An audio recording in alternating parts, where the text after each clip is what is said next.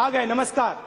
कच्चे नारियल काटने वाले धारदार हथियार, जिसे वो क्या बोलते हैं बाकी लिया था, उसे एक बाइक से पीठ पे मेरे वार कर दिया और मेरी पेट दौड़ के आया। क्या कह रहा था? कुछ कह रहा था, अंदर चिल्ला रहा था।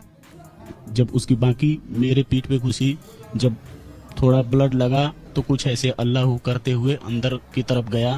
क्या कह रहा था? अल्लाह कुछ ऐसे बोलते हुए कुछ वर्ड बोला। अल्लाह अकबर। हाँ, कुछ ऐसा वर्ड बोलते हुए अंदर की तरफ एंट्री किया। बैकग्राउंड ऐसा था कि वो स्ट्रेस में कब आ जाएगा किसी को मालूम नहीं है। अगर उसको डांट दो ना तो आप समझो 3 दिन वो डिस्टर्ब रहता था, नींद नहीं आती थी उसको। कुछ दिन पहले नींद में नहीं आ रही थी। अच्छा, ये बड़ा अजीब सा मेंटली अनस्टेबल है। ये रमजान में इफ्तारी में छुरा लेके नहीं गया, मंदिर चला गया। अनस्टेबल है, लेकिन मस्जिद नहीं गया, मंदिर चला गया।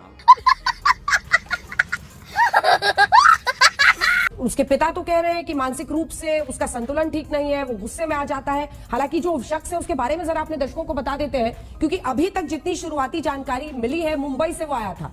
आपको बता देते हैं, मुंबई से आया हुआ था। आईआईटी का वो ग्रेजुएट है, आईआईटी में उसने अपनी पढ़ाई की है और आईआईटी से ग्रेजुएशन करने के बाद वो यहाँ पर आया है। केमिकल इंजीनियर है, अहमद मुर्तजा अब्बासी उसका नाम है। 2015 में वो आईआईटी से उसने ग्रेजुएशन किया था, उसने डिग्री ली इंजीनियर की।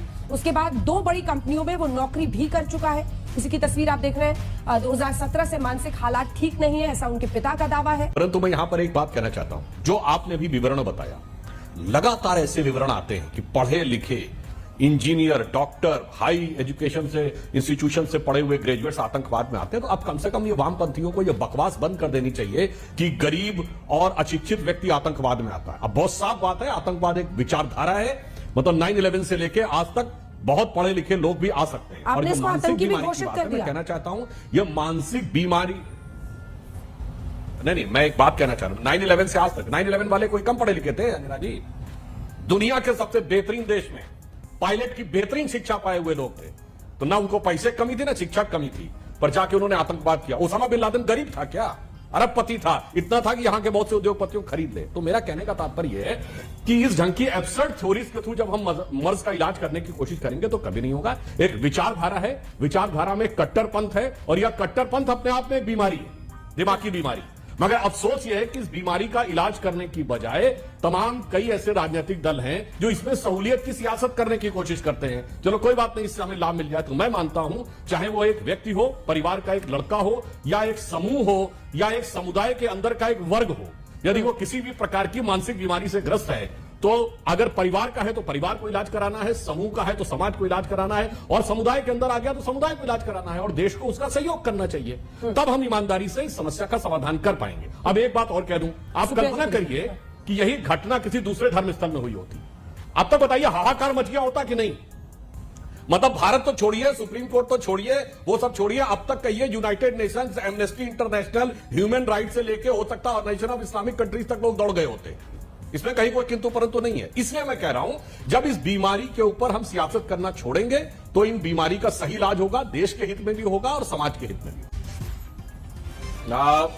अंजना जी, यह सियासत का पुराना घिसा पिटा राग हो गया। जैसे ही कोई एक मजहब से जुड़े आतंकवाद की बात आती है, आतंकवाद का मजहब नहीं होता है। यही तो सुप्रिया जी कहने का प्रयास कर रही है। मगर अभी हम लोग चंद दिनों पहले खूब टीवी पर बहस की है अंजना जी। एक फिल्म में दिखाए गए आतंकवादियों के आतंकवाद का मजहब होता है, मगर हकीकत में आतंक करने वाले का आतंकवाद का मजहब नहीं होता है। 4 फर्जी केस आप दायर कर दीजिए तो हिंदू आतंकवाद हो जाता है, मगर एक प्रकार के आतंकवाद का कोई मजहब नहीं होता है। इसलिए हम ये कहना चाहते हैं, समस्या यहां पर राजनीति की। और इन्होंने एक बात कही बड़ी अच्छी, जज और जूरी बनना। सुप्रिया जी, अरे आप कह रहे हैं हम जज और जूरी बन रहे हैं, अरे आप लोग तो जज और जूरी के बाप बन जाते हैं। सुप्रीम कोर्ट ने अफजल गुरु को फांसी दी थी। आपके शशि थरूर, मणिशंकर अय्यर ने ट्वीट किया कि अफजल तो हालात का मारा था, उसके साथ गलत होगा। आपने कहा कि हम इन्वेस्टिगेटिव एजेंसी बन जाते हैं। ये बताइए, बोधगया में ब्लास्ट हुआ नहीं था कि दिग्विजय सिंह ने कह दिया था इसमें हिंदू संगठनों का हाथ है? आपके लोग तो इन्वेस्टिगेटिव एजेंसी के बाप बन जाते हैं। 26/11 आपकी सईद ने कराया, आपकी सरकार के भी, और आपके राष्ट्रीय अध्यक्ष के गुरु दिग्विजय सिंह जी कहते थे आरएसएस ने कराया। अरे बताइए, इशरत जहां आतंकवादी है, ये आपकी सरकार का आईबी चीफ कहता था, और आपके नेता कहते थे वो बेटी है। तो भाई आप तो जज और जूरी से भी बहुत ऊपर उठ जाते हैं। सियासत ये हकीकत से मुंह मोड़ना सियासत नहीं है। हकीकत को जानबूझकर असल में- देश के साथ होने वाले खतरों के सुप्रिया जी। बावजूद उस पर सियासत करना यह है। सुप्रिया जी, अगर तुम लोग नए हो तो सब्सक्राइब करो, वो जो लाल वाला बटन है उसके साथ सूर्य नमस्कार करो या फिर अनुलोम विलोम, मुझे नहीं पता, बस क्लिक हो जाना चाहिए।